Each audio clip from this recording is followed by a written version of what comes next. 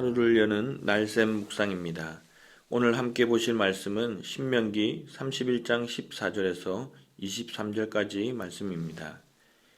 여호와께서 모세에게 이르시되 내가 죽을 기한이 가까웠으니 여호수아를 불러서 함께 회막으로 나아오라.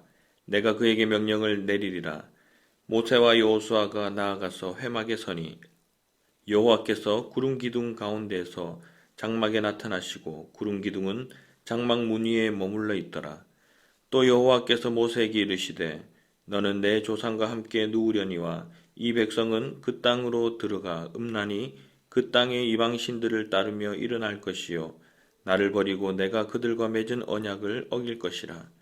내가 그들에게 진노하여 그들을 버리며 내 얼굴을 숨겨 그들에게 보이지 않게 할 것인즉 그들이 삼킴을 당하여 허다한 재앙과 환란이 그들에게 임할 그때에 그들이 말하기를 이 재앙이 우리에게 내림은 우리 하나님이 우리 가운데 계시지 않은 까닭이 아니냐 할 것이라. 또 그들이 돌이켜 다른 신들을 따르는 모든 악행으로 말미암아 내가 그때 반드시 내 얼굴을 숨기리라.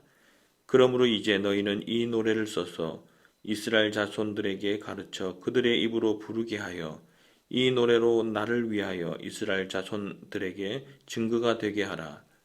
내가 그들의 조상들에게 맹세한 바 젖과 꿀이 흐르는 땅으로 그들을 인도하여 들인 후에 그들이 먹어 배부르고 살찌면 돌이켜 다른 신들을 섬기며 나를 멸시하여 내 언약을 어기리니 그들이 수많은 재앙과 환난을 당할 때에 그들의 자손이 부르기를 잊지 아니한 이 노래가 그들 앞에 증인처럼 되리라. 나는 내가 맹세한 땅으로 그들을 인도하여 드리기 전 오늘 나는 그들이 생각하는 바를 아노라. 그러므로 모세가 그날 이 노래를 써서 이스라엘 자손들에게 가르쳤더라.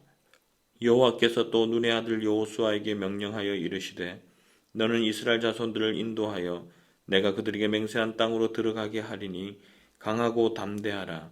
내가 너와 함께 하리라 하시니라. 아멘. 사랑하는 여러분, 31장은 모세가 죽은 후에 이스라엘 백성들의 예전의 광야 생활을 돌아보며 앞으로 그들의 미래를 예측하고 대응할 수 있도록 하는 내용입니다. 모세가 죽기 전 마지막으로 하나님께서는 모세에게 여호수아와 함께 회막 앞으로 나오라 하여 말씀을 주십니다. 구름 기둥은 하나님이 특별하게 임재하신 모습이죠.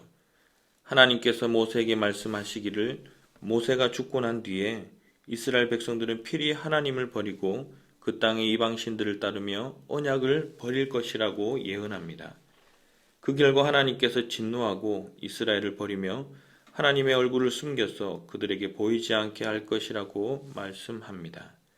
그리고 그 결과 재앙과 환란이 임하고 이런 재앙이 내림은 하나님이 함께 계시지 않기 때문이라고 고백할 것이라고 합니다. 또 다른 신을 따르는 모든 악행으로 말미암아 반드시 내 얼굴을 숨기리라고 말씀하시죠. 언약은 곧 하나님의 말씀, 그들에게 하나님을 섬길 수 있도록 주신 율법입니다. 율법을 지키지 않고 그대로 따르지 않음을 하나님은 언약을 버렸다고 하고 또한 언약을 버린 것을 하나님을 버린 것으로 동일시 여기고 얼굴을 숨긴다고 말씀하고 있습니다. 이스라엘 백성들은 환난과 재앙이 임하며 하나님이 얼굴을 숨긴 상태를 하나님이 우리 중에 함께하고 있지 않기 때문이라고 말합니다. 그러나 사실은 그 반대입니다.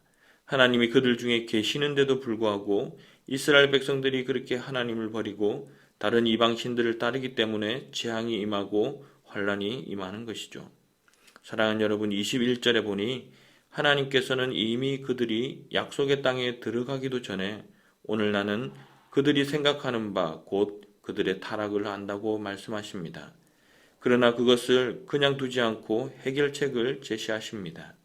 먼저는 안식년 곧 7년째 되는 해의 초막절에 정기적으로 율법을 낭독하도록 하셨습니다.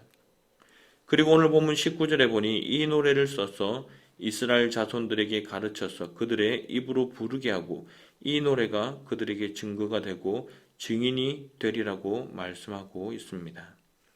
율법을 매년 정기적으로 낭독하게 하며 특별히 노래로 만들어 불리우게 하는 이유가 무엇이겠습니까?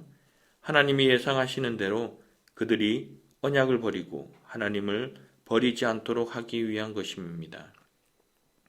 비록 그들이 타락하여 율법을 버리고 언약을 버리고 하나님을 버리고 다른 이방 우상을 섬겼다 할지라도 이 율법을 읽고 들으며 노래로 부르며 무엇이 잘못되었는지 깨닫고 다시 회복하게 하시기 위함인 것이죠. 사랑하는 여러분, 사실 이스라엘은 유일신 신앙을 가지고 있는 민족입니다. 그들을 타락하게 만드는 곧 하나님을 버리게 만드는 고질적인 모습은 바로 형식주의입니다. 형식적으로 하나님을 섬기는 것이죠. 생명이 없는 제사이고 예배인 것입니다. 그들이 그렇게 형식적으로 예배를 드리는 이유는 딱 한 가지밖에 없습니다.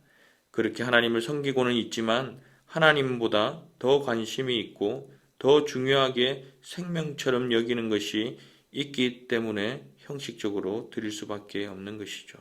바로 물질적인 축복, 곧 기복신앙을 이야기하고 있습니다.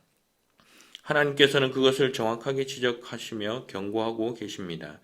20절에 보니 내가 그들의 조상들에게 맹세한 바 젖과 꿀이 흐르는 땅으로 그들을 인도하여 드린 후에 그들이 먹어 배부르고 살찌면 돌이켜 다른 신들을 섬기며 나를 멸시하여 내 언약을 어긴다고 하고 있는 것입니다.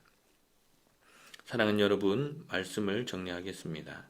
하나님께서는 이스라엘 백성이 젖과 꿀이 흐르는 약속의 땅에 들어가도 하나님의 말씀을 버릴 것을 알지만 그런 그들을 위해서 한 처방은 율법을 낭독하며 읽게 하고 그것을 노래로 지어 부르게 하십니다. 곧 그들이 버린 말씀이 오직 유일하게 그들을 다시 회복시키는 하나님의 방법인 것입니다. 다시 말씀으로 돌아가고 다시 말씀대로 살고 다시 말씀을 붙들고 살아가는 것, 그것이 하나님께서 기쁘게 받으시는 제사요 예배인 것이죠. 그렇게 할 수 없는 우리를 위해서 그 말씀이 육신이 되어서 그 모든 말씀을 다 이루시고 그 말씀의 은혜를 거저 베풀어 주신 분이 바로 우리 구주 예수 그리스도입니다.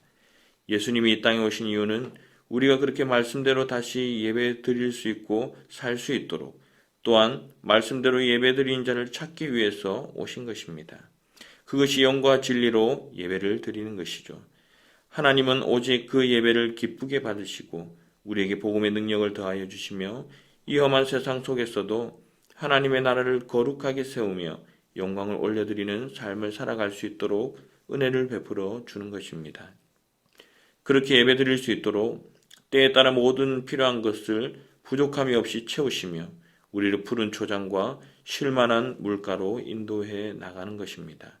오늘 이 새벽에도 말씀과 기도로 성령으로 충만하여 내 자신을 하나님께 온전히 올려드리며 또한 놀랍게 베풀어 주시는 하나님의 은혜를 경험하며 승리하는 복된 하루가 되시기를 예수님의 이름으로 축복합니다.